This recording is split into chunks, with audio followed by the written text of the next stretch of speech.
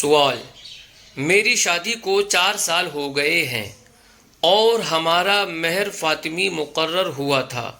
لیکن اب 4 سال پہلے جو چاندی کا ریٹ تھا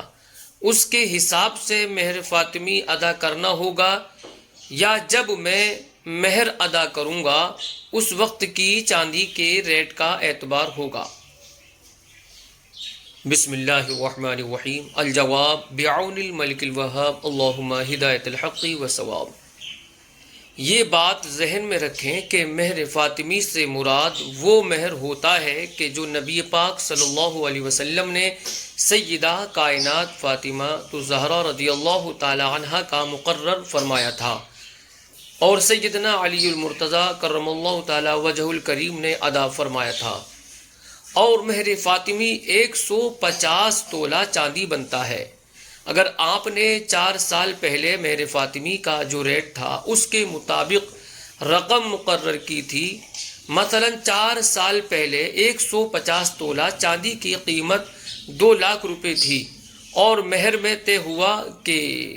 اس وقت مہر فاطمی کے مطابق جو رقم بنتی ہے جو کہ 2 لاکھ روپے ہے، وہ رقم مہر مقرر کی، تو اب 2 لاکھ روپے ہی دینے ہوں گے، اگرچہ چاندی کے ریٹ میں اضافہ ہو چکا ہو۔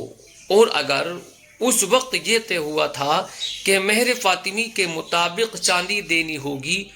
تو اس صورت میں 150 تولہ چاندی ہی دینی ہوگی، وہ خواہ کتنے میں ہی آئے۔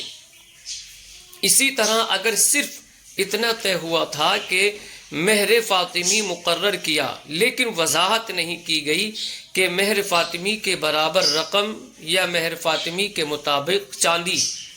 تو اس صورت میں بھی 150 تولہ چاندی ہی دینی ہوگی،